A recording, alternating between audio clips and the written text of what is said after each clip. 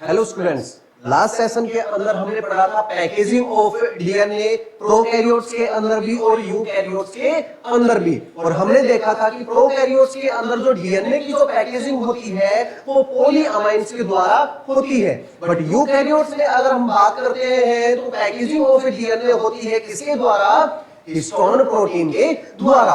उसके बाद में हमने चीजें पढ़ी थी यूक्रोमेटिन और हेटेरोक्रोमेटिन। और यूक्रोमेटिन के अंदर हमने पढ़ा था लास्ट सेशन के अंदर कि जो न्यूक्लियोसोम होते हैं वो लूजली पैक्ड होते हैं, दूर दूर होते हैं, जिसके कारण जो आरएनए पॉलीमरेज है अंदर जाता है, डीएनए से आरएनए बनाता है।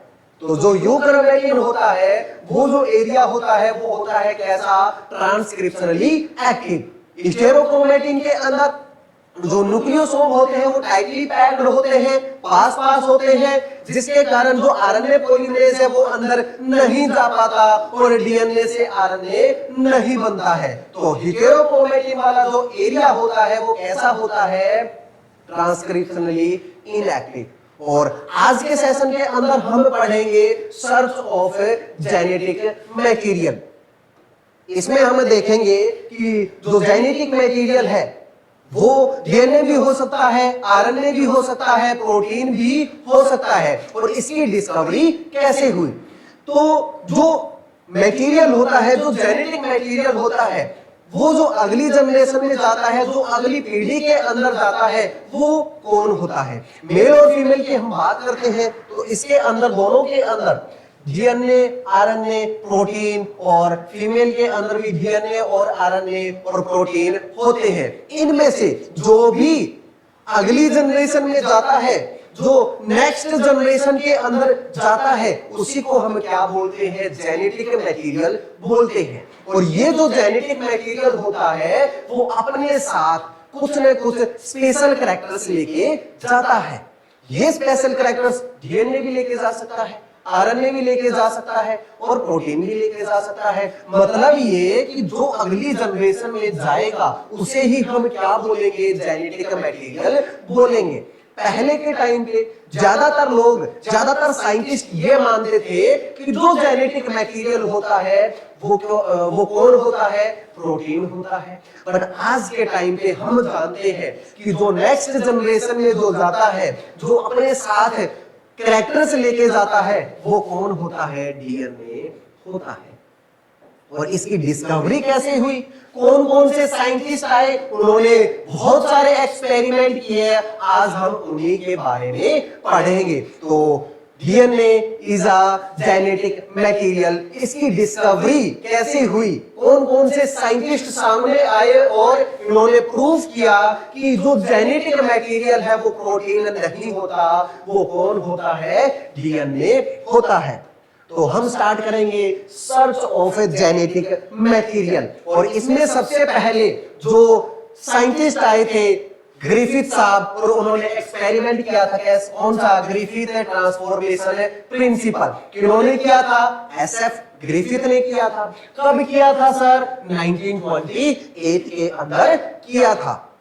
थोड़ा बहुत हम ग्रिफिथ के बारे में पढ़ते हैं। जो ग्रिफिथ थे वो एक ब्रिटिश डॉक्टर थे। वो ब्रिटिश डॉक्टर थे और वो काम क्या करते थे? किसके ऊपर? न्यूमोनिया डिजीज के ऊपर। वो ये जानना चाह रहे थे ह्यूमंस के अंदर जो न्यूमोनिया डिजीज हो रही है वो किससे हो रही है और क्यों हो रही है। और इन्हीं की एक्सपेरिमेंट से फर्स्ट टाइम हमें ये पता चला, हमें ये हिंट लगा किसका? जेनेटिक मटेरियल का। उन्होंने इसके ऊपर काम किया और उनको पता चला कि जो न्यूमोनिया जो डिजीज होती है वो किसके द्वारा होती है? बैक्टीरिया के द्वारा होती है। और उस बैक्टीरिया को हम क्या बोलते हैं? डिप्लोकोकस न्यूमोनिया, या फिर मैं बोलूं स्ट्रेप्टोकोकस न्यूमोनिया। इन्होंने क्या काम किया था कि जो इन्फेक्टेड पर्सन था, उस इन्फेक्टेड पर्सन से इन्होंने उस बैक्टीरिया को क्या किया? एक्सट्रैक्ट किया। और एक्सट्रैक्ट करने के बाद में उन्होंने उसी बैक्टीरिया का कल्चर मीडियम तैयार किया। और उसी कल्चर मीडियम को देखा तो ग्रिफिथ ने देखा कि इस बैक्टीरिया की हमें दो फॉर्म्स देखने को मिलती है, दो स्ट्रेन देखने को मिलती है। तो दो स्ट्रेन इनको यहाँ पे देखने को मिली। कौन कौन सी? एक थी एस थर्ड टाइप और एक थी क्या? R second type. ये जो एस थर्ड थी वो कैसी थी? स्मूथ थी, स्मूथ टाइप। और जो आर सेकंड थी वो थी रफ टाइप। अब बात ये आता है कि sir S type bacteria smooth क्यों है और आर सेकंड या फिर आर टाइप बैक्टीरिया रफ क्यों होती है? तो हम देखते हैं कि स्मूथ टाइप बैक्टीरिया के अंदर, स्मूथ टाइप बैक्टीरिया के अंदर हमें एक म्यूसिलेजिनस कवरिंग देखने को मिलती है, बट ये जो लेयर होती है वो आर टाइप बैक्टीरिया के अंदर हमें देखने को नहीं मिलती है। हम बात करते हैं एस थर्ड और आर सेकंड की, तो यहाँ पे हमें सेल मेम्ब्रेन देखने को मिलेगी, उसके बाहर होती है क्या? Cell wall. मतलब एस थर्ड और आर सेकंड में सेल मेम्ब्रेन होती है, सेल वॉल होती है, बट एस थर्ड के अंदर हमें एक एडिशनल लेयर देखने को मिलती है और उसी एडिशनल लेयर को हम क्या बोलते हैं? कैप्सूल बोलते हैं। म्यूसिलेजिनस कवरिंग होती है। और ये जो कैप्सूल होती है, ये जो लेयर होती है वो किसकी बनी हुई होती है? तो वो बनी हुई होती है पॉलीसैकेराइड्स की। ये कैसी लेयर होती है? सर म्यूकस होती है, म्यूकस कवरिंग होती है। ये हल्की सी कैसी होती है? सर चिपचिपी होती है।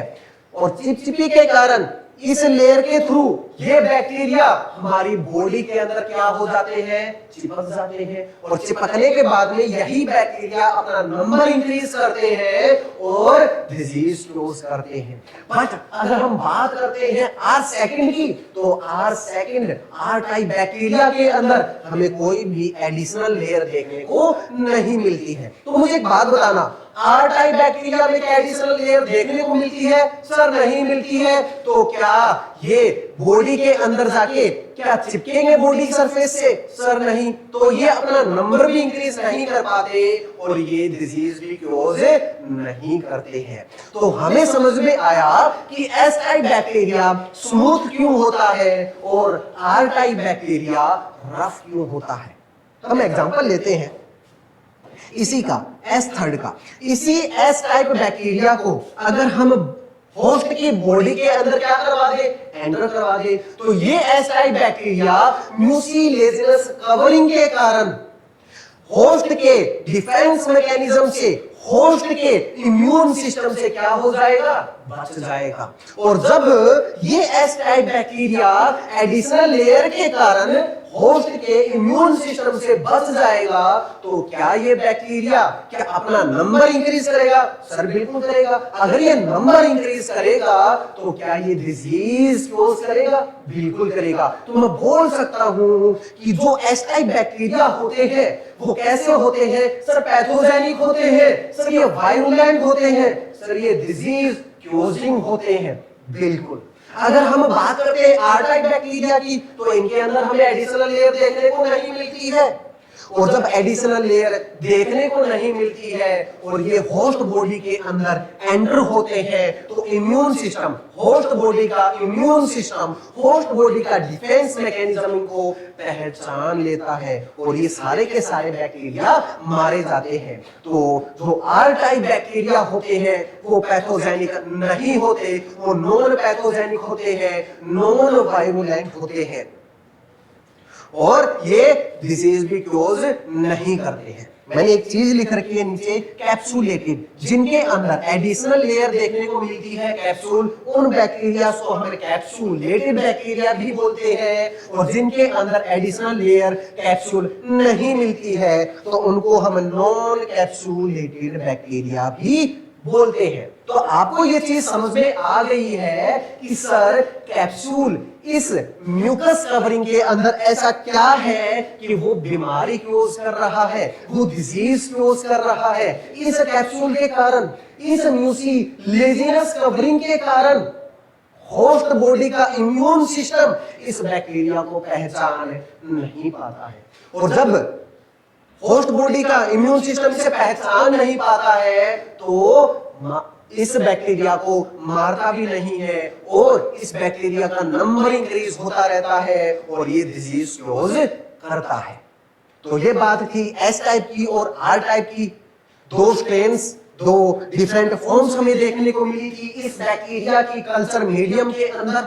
और जो ग्रिफिथ ने आगे जो सीरीज की थी वो ये थी। उन्होंने क्या काम किया, उन्होंने एक सीरीज के अंदर कौन सा बैक्टीरिया लिया सर, एस टाइप लिया। अगर एस टाइप उन्होंने लिया तो ध्यान से सुनना, एस टाइप बैक्टीरिया है तो क्या कैप्सूल है, क्या म्यूसिलेजिनस कवरिंग है सर, बिल्कुल है।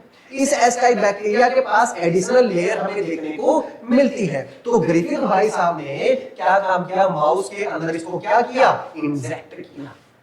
और जैसे ही माउस के अंदर इन्होंने इंजेक्ट किया तो होस्ट का मतलब माउस का जो इम्यून सिस्टम है, माउस का जो डिफेंस मैकेनिज्म है, इस एस बैक्टीरिया को पहचान नहीं पाया। क्यों नहीं पहचान पाया, क्योंकि एस टाइप बैक्टीरिया के पास एक एडिशनल लेयर हमें देखने को मिलती है, एक कैप्सूलेटेड लेयर देखने को मिलती है। तो क्या ये एस टाइप बैक्टीरिया यहाँ पे मारा जाएगा सर, नहीं मारा जाएगा। तो क्या माउस की बॉडी में क्या इसका नंबर इंक्रीज हो जाएगा सर, बिल्कुल हो जाएगा। और जब नंबर इंक्रीज होगा तो डिजीज भी हमें देखने को मिलेगी। तो यहाँ पे डिजीज होगी माउस के अंदर, कौन सी, निमोनिया। और निमोनिया के कारण ये माउस क्या हो जाएगा, मर जाएगा। क्या हो जाएगा, ये चूहा मारा जाएगा। किसके कारण, निमोनिया डिजीज के कारण। उन्होंने अगले में क्या लिया, उसी सीरीज के अंदर क्या लिया, आर टाइप बैक्टीरिया लिया।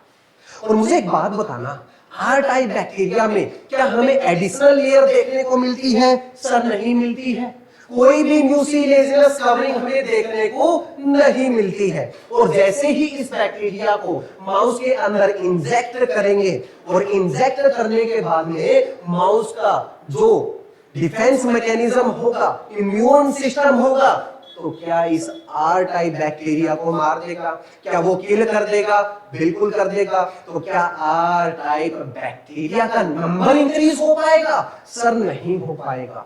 और जब नंबर इंक्रीज नहीं होगा तो माउस के अंदर हमें कोई भी न्यूमोनिया डिजीज देखने को नहीं मिलेगी। और जो हमारा माउस है वो कैसा रहेगा, जिंदा रहेगा। अगले में देखते हैं इन्होंने क्या काम किया, heat killed S type bacteria लिया।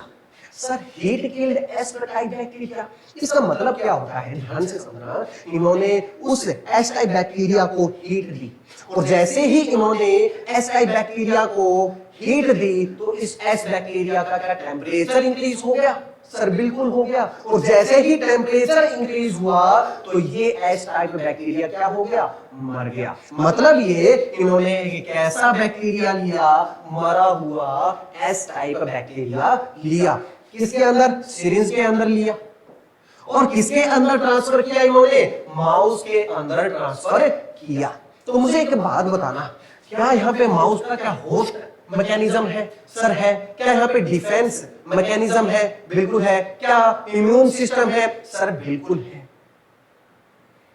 और वही होस्ट मैकेनिज्म इस बैक्टीरिया को क्या कर देगा, किल कर देगा। और जब किल ही कर देगा तो क्या इस बैक्टीरिया का नंबर इंक्रीज हो पाएगा सर, नहीं हो पाएगा। तो क्या ये heat killed S type bacteria क्या निमोनिया डिजीज कर पाएगा माउस के अंदर, नहीं। तो इसी कारण हमारा जो माउस है वो कैसा रहेगा, जिंदा रहेगा। इस चीज को इस तरीके से समझो, हमने एस टाइप बैक्टीरिया लिया, और जैसे ही एस टाइप बैक्टीरिया लिया तो इसको क्या दी, हीट दी। और जैसे ही हीट दी तो इस बैक्टीरिया का क्या टेम्परेचर इंक्रीज हो गया सर, बिल्कुल हो गया। और जैसे ही टेम्परेचर इंक्रीज हुआ तो इसकी जो एडिशनल लेयर थी, इसकी जो कैप्सूलेटेड जो लेयर थी, इसकी जो म्यूसिलेजिनस कवरिंग थी वो ब्रेक हो गई। और जैसे ही ब्रेक हो गई तो क्या माउस क्या इस बैक्टीरिया को क्या पहचान लेगा सर, बिल्कुल पहचान लेगा। और इस बैक्टीरिया को क्या कर देगा, किल कर देगा। इसका नंबर इंक्रीज नहीं हो पाएगा। और जब नंबर इंक्रीज नहीं होगा तो ये क्या डिजीज क्लोज करेगा चूहे के अंदर, माउस के अंदर सर, नहीं करेगा। तो इसी कारण यहाँ पे जो चूहा है, जो माउस है, वो कैसा रहेगा, जिंदा रहेगा। उन्होंने अगले सीरीज में क्या कहा, उन्होंने लिया हीट किल्ड एस और लिव आर। मुझे एक बात बताना, उन्होंने लिया हीट किल्ड एस और लिव आर, और इन्हीं दोनों को रखा किसके अंदर, सिरिंज के अंदर। और सिरिंज से इन्होंने ट्रांसफर किया किसके अंदर, माउस के अंदर। और जैसे ही इसको सीरीज के थ्रू माउस के अंदर ट्रांसफर किया गया तो हमारा माउस क्या हो गया? मर गया। कैसा हो गया? मर गया, किल हो गया। अब बात ये आती है कि सर ये मारा क्यों गया? तो ध्यान से समझना, हमारा कॉन्सेप्ट क्या कहता है? कॉन्सेप्ट ये कहता है क्या हीट किल्ड एस लिया? सर बिल्कुल लिया।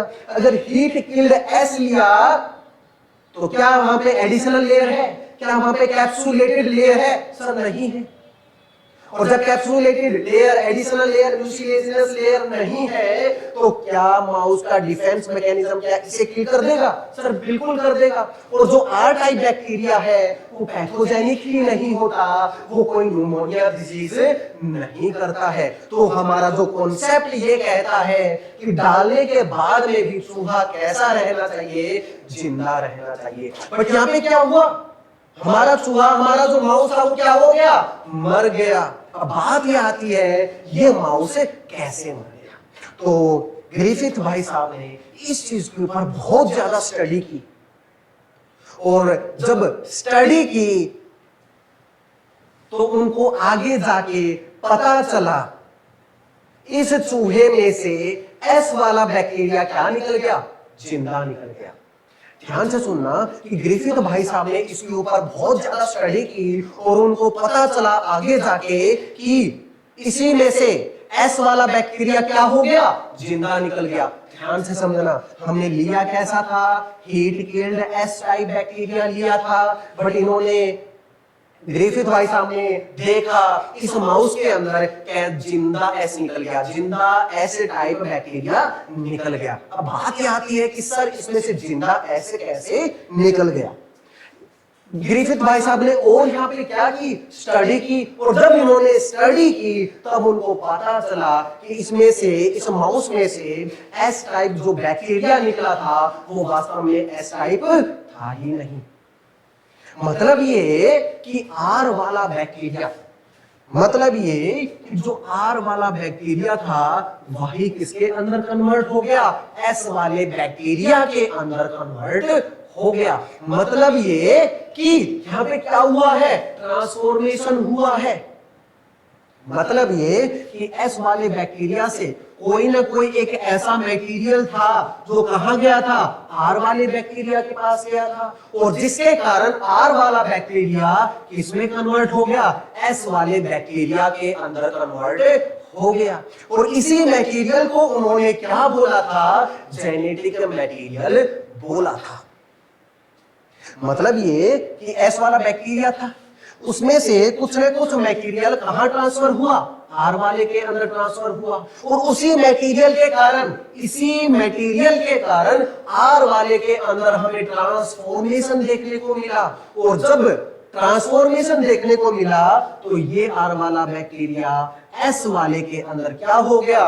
कन्वर्ट हो गया। और इसी मटेरियल को उन्होंने क्या बोला था? जेनेटिक मटेरियल बोला था। और ग्रिफिथ भाई साहब ने ये पूरा का पूरा एक्सपेरिमेंट जब दूसरे लोगों को बताया, दूसरे साइंटिस्ट को बताया, तब उन्हीं साइंटिस्ट ने उनसे पूछे क्वेश्चंस, और ग्रिफिथ भाई साहब इस मटेरियल का बायोकेमिकल नेचर नहीं बता पाए थे।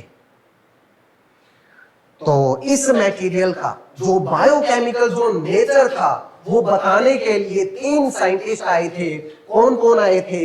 Avery, MacLeod and McCarty. ये तीनों साइंटिस्ट आए थे कब? 1944 के अंदर। ये आए 1944 के अंदर। इन तीनों ने भी किसके ऊपर काम किया था? सर इन्होंने भी स्ट्रेप्टोकोकस न्यूमोनिया, डिप्लोकोकस न्यूमोनिया, उसी बैक्टीरिया के ऊपर काम किया था। और ये तीनों जानते थे कि आर वाला बैक्टीरिया किसके अंदर कन्वर्ट हो गया? एस वाले के अंदर कन्वर्ट हो गया। ये जो मटेरियल था, मतलब एस वाले बैक्टीरिया से कोई मटेरियल आर वाले बैक्टीरिया के अंदर आया, और उसी मटेरियल के कारण आर वाला बैक्टीरिया किसमें कन्वर्ट हो गया? एस टाइप बैक्टीरिया के अंदर कन्वर्ट हो गया। ये तीनों साइंटिस्ट इसी मटेरियल को पहचानना चाह रहे थे, इसी मटेरियल को बायोकेमिकल नेचर पहचानना चाह रहे थे, इसी को वो प्रूफ करने के लिए आए थे। मतलब ये कि आर वाला बैक्टीरिया क्या एस वाले में कन्वर्ट हो गया? सर बिल्कुल हो गया। एस वाले से कुछ ना कुछ मटेरियल आया होगा जिसके कारण आर वाला बैक्टीरिया एस वाले के अंदर क्या हो गया?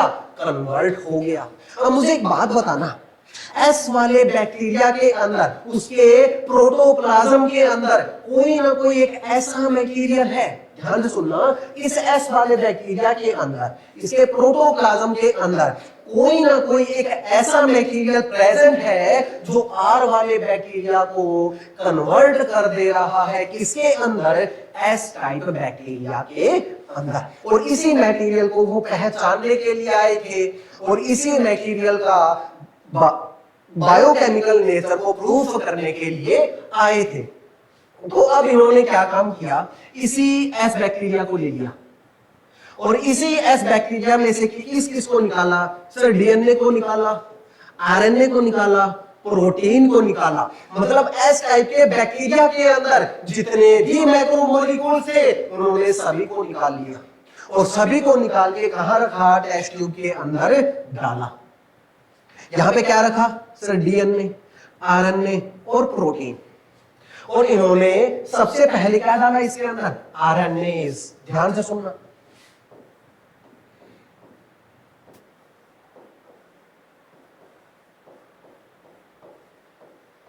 जिसके पीछे भी एस हो तो वो क्या होते हैं? बहुत सारे आरएनएज। मतलब जिसके पीछे सिर्फ एस लगा हो तो इसका मतलब बहुत सारे आरएनए, और जिसके पीछे एज लगा हो मतलब वो आरएनए को ही क्या करेगा?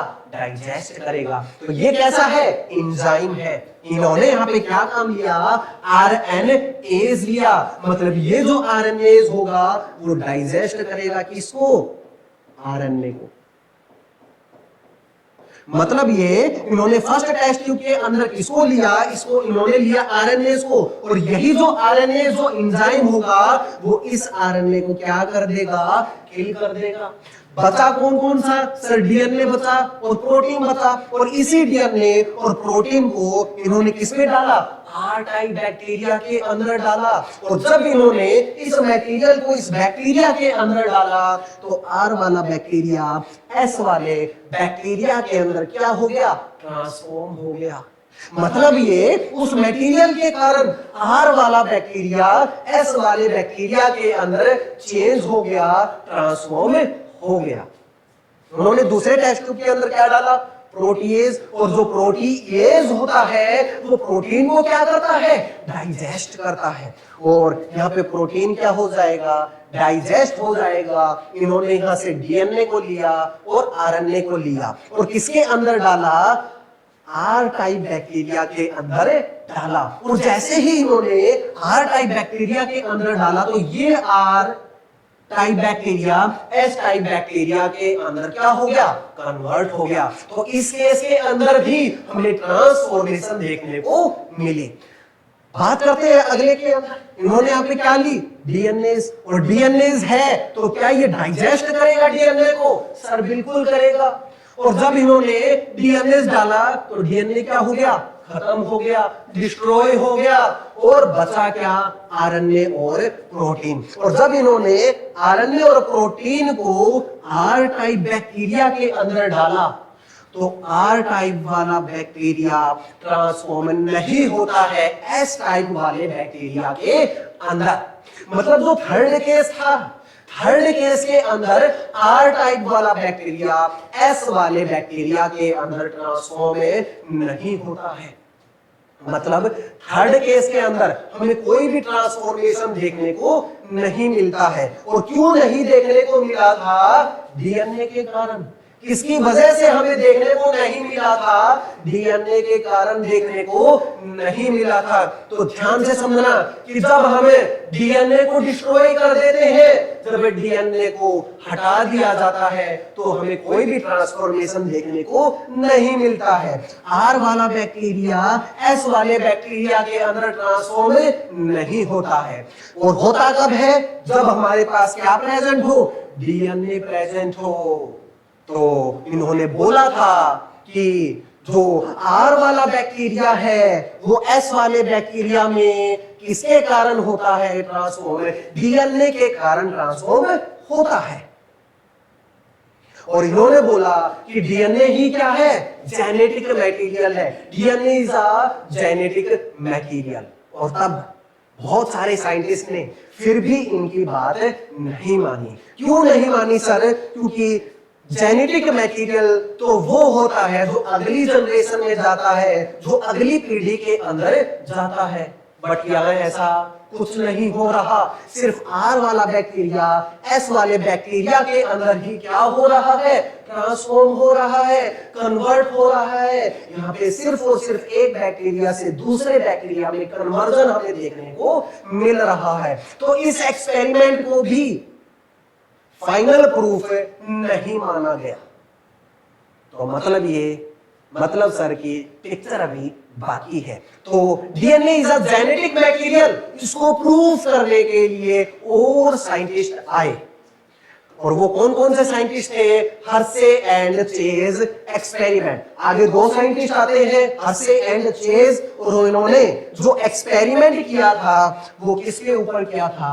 T2 बैक्टीरियोफेज के ऊपर किया था। सर ये बैक्टीरियोफेज क्या होते हैं?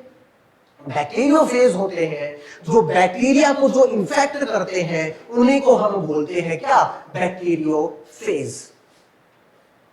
और जो फाइनल प्रूफ था कि DNA is a genetic material, वो इन्होंने ही क्या किया था? प्रूफ किया था। इन्होंने दो रेडियो एक्टिव यूज किए थे। कौन कौन से सर? P32 और S35।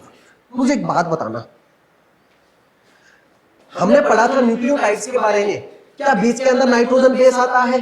सर क्या यहाँ पे नाइट्रोजन बेस आएगा? क्या यहाँ पे पेंटोस सुगर आएगी? क्या यहाँ पे फॉस्फेट ग्रुप आएगा? मतलब ये कि डीएनए के अंदर क्या हमें फास्फोरस देखने को मिल रहा है? सर बिल्कुल देखने को मिल रहा है। तो ध्यान से समझना कि जब इन्होंने रेडियो एक्टिव यूज किए P32 और S35, और ये जो P32 है ये हमें डीएनए के अंदर देखने को मिलता है और प्रोटीन के अंदर देखने को नहीं मिलता है।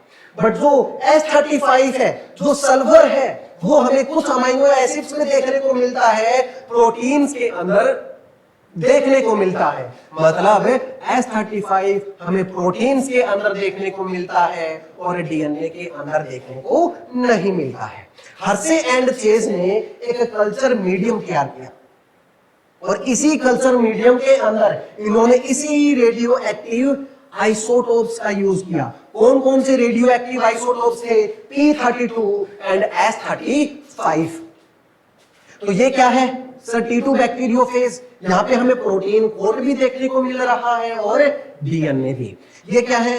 T2 bacteriophage. और इस T2 बैक्टीरियोफेज के हमें दो कंपोनेंट्स देखने को मिलते हैं, प्रोटीन कोट और डीएनए। मुझे एक बात बताना, क्या हमने कल्चर मीडियम के अंदर तैयार किया है? सर बिल्कुल किया है। तो क्या इसके प्रोटीन कोट के अंदर क्या हमें S35 आइसोटोप देखने को मिलेगा? सर बिल्कुल देखने को मिलेगा।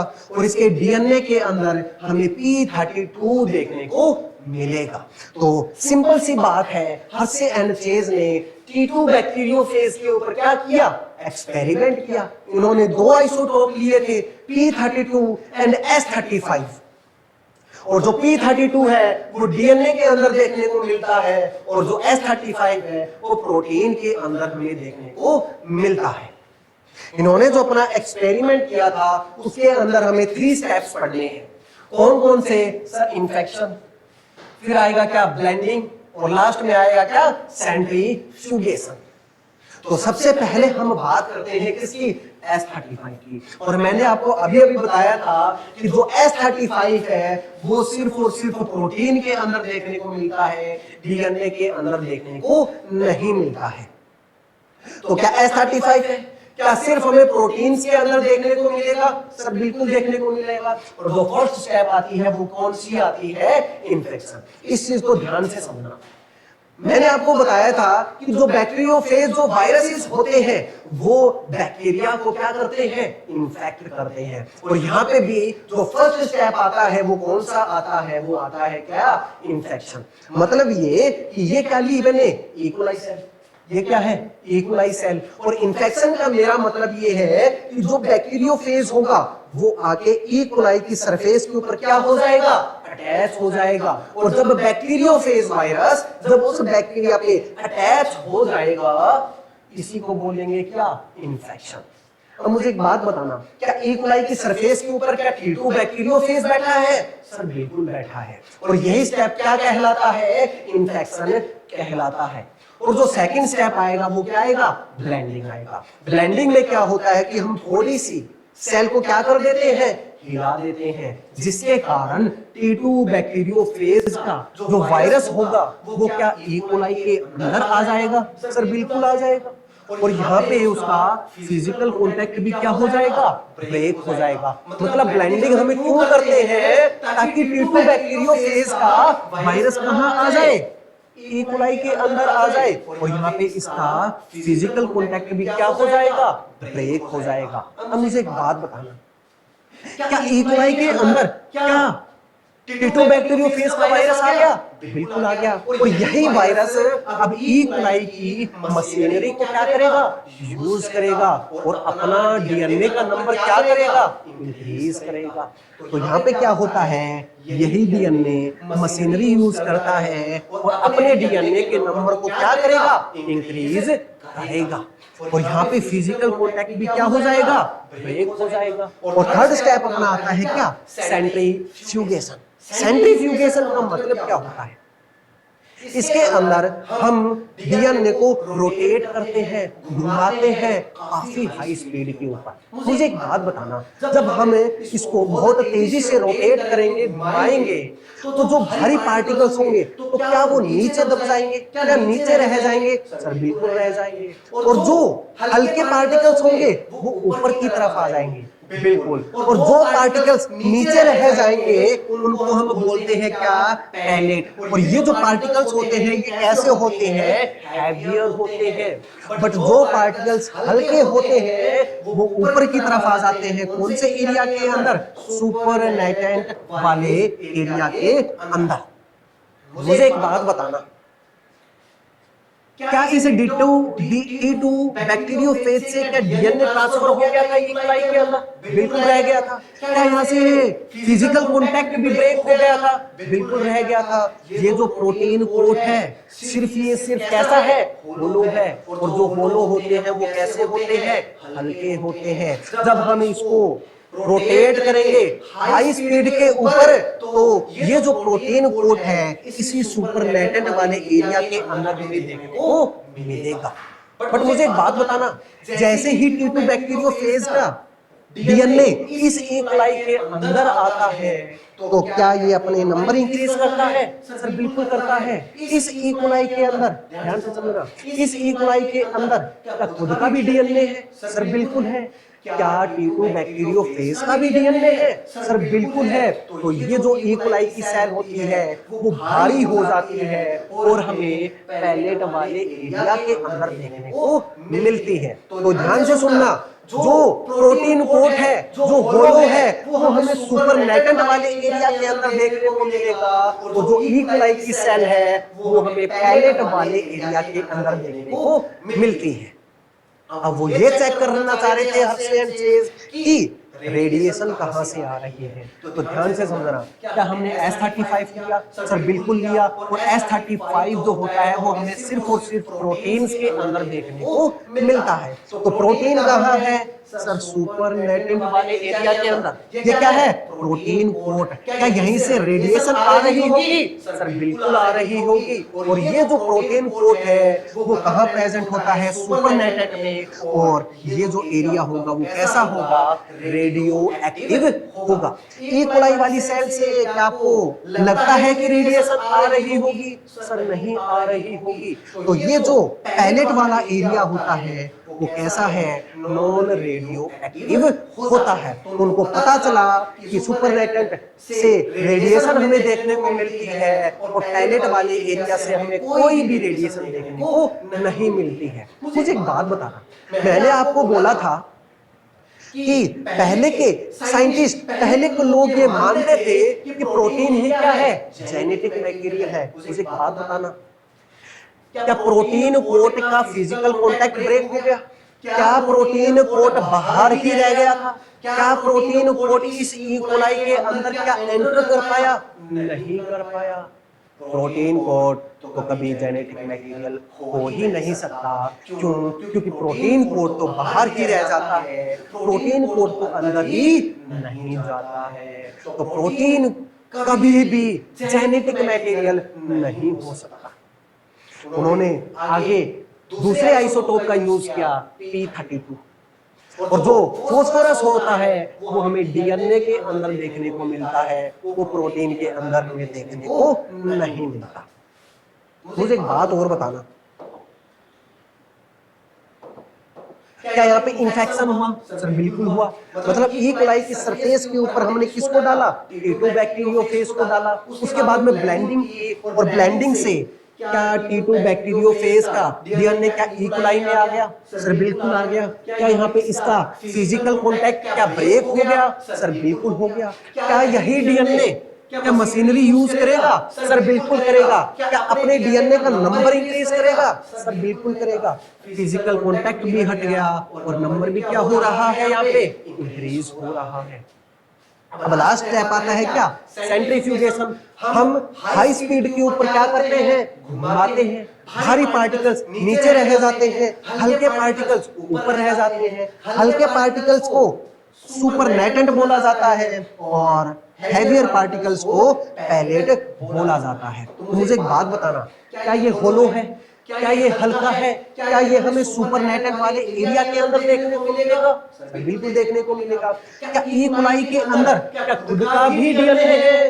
क्या टी2 बैक्टीरियोफेज का भी डीएनए है? क्या ई कोलाई की सेल क्या भारी हो जाएगी? बिल्कुल हो जाएगी। तो कौन से एरिया के अंदर हमें दिखेगी? वो पैलेट वाले एरिया के अंदर हमें देखने को मिलेगी। अब वो वही चीज, वही रेडिएशन चेक करने वाले थे, क्या ले रखा था?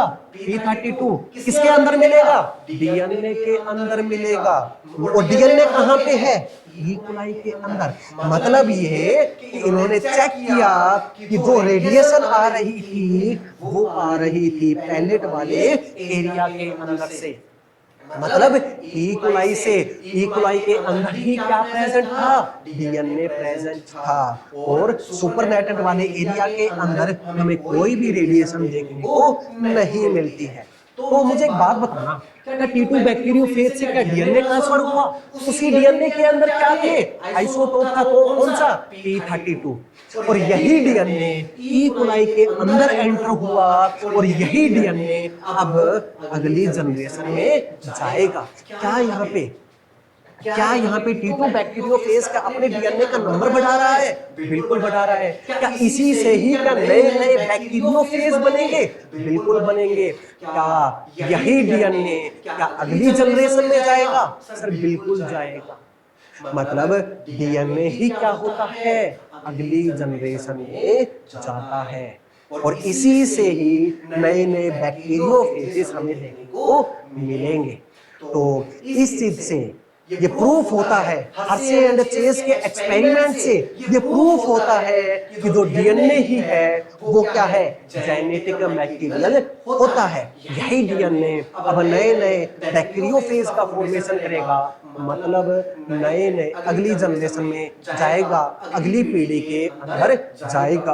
और जब ये एक्सपेरिमेंट लोगों को बताया गया, साइंटिस्ट को बताया गया, तो उन्हें कोई भी डाउट नहीं रहा। और जो फाइनल प्रूफ है, वो फाइनल प्रूफ है जो कहां से आया था? वो आया था हर्शे एंड चेस के एक्सपेरिमेंट से। तो याद रखना, 3 स्टेप्स हमें देखने को मिली थी, इन्फेक्शन, ब्लेंडिंग, सेंट्रीफ्यूगेशन। तो 3 स्टेप्स हमें देखने को मिली थी। उन्होंने अपने एक्सपेरिमेंट में टी2 बैक्टीरियोफेज का यूज किया था और 2 आइसोटोप लिए थे। कौन से? P32 और S35। तो ये बातें थी, हमें लास्ट में ये चीजें पता चली कि डीएनए ही क्या है? जेनेटिक मटेरियल होता है। तो ये सारी बातें थी सर्च ऑफ जेनेटिक मटेरियल्स के रिगार्डिंग। तो अब हम थोड़ी सी आगे एनसीईआरटी को रीड करते हैं। हमने